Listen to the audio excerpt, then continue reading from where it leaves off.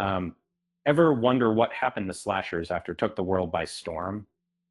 The 90s weren't just about grunge and dial up internet. It was a surprisingly fertile ground for a second wave of masked killers. While often steals the spotlight, a whole host of other creepy gems were lurking in the shadows. The decade before was defined by iconic franchises, but the 90s struggled to find its identity. It wasn't until the latter half of the decade that horror began to truly evolve. Uh, uh, by the time hit theaters, the slasher genre was ripe for reinvention. It wasn't just about the scares anymore, it was about self awareness and subversion. This opened the floodgates for a new generation of filmmakers eager to put their own spin on the formula. But beyond the meta commentary, there were plenty of straight up creepy and entertaining slashers that deserve a revisit. Let's start with 1990. That's actually a very uh, forget sequels diminishing returns. This one actually upped the ante.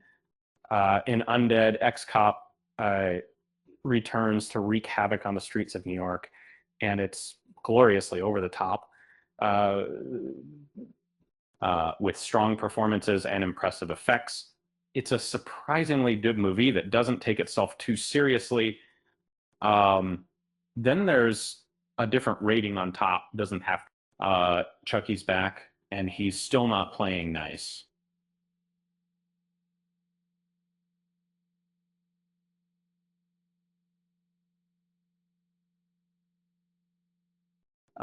This sequel feels like a natural continuation of the first film, and it delivers all the thrills and chills you'd expect. It's a fun, exciting ride that elevates the supernatural premise with some truly memorable moments. And if you're looking for something a little different, check out 1991. Um, this one feels like a lost relic from the 80s, but with a surreal twist. Some and college students preparing for a B movie festival find themselves stalked by a chameleon like killer. It's a weird, wonderful experience with some fantastic practical effects before Wes Craven dipped his toes into meta horror with 1994. This one blurs the line between reality and fiction as the cast of are haunted by a demonic Freddy Krueger. It's a clever, unique film that deserves more recognition. Uh, don't sleep on 1995. This film revels in its own goofiness, and uh, it's a fun, lighthearted romp. A group of teens accidentally resurrect a 100-year-old spirit, and all hell breaks loose. It's a quintessential example of mindless entertainment, but it's a blast. Now, moving on to one of the first films to capitalize on success. Uh, a group of friends are stalked by a mysterious killer after a tragic accident.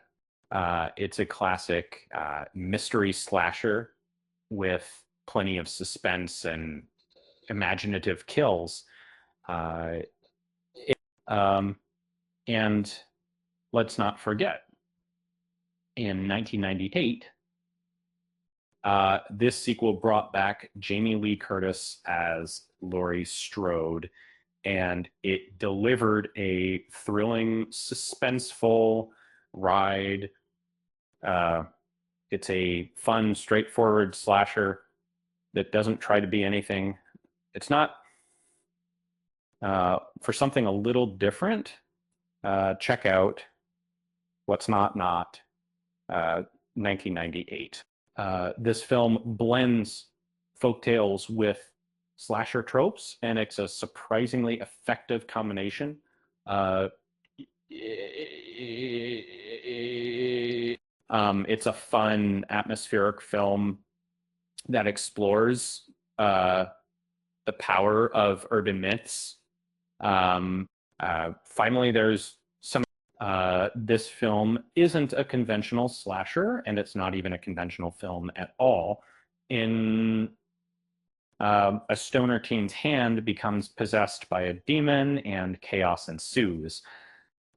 It's gross, weird, and subversive, but it's also incredibly uh, endearing.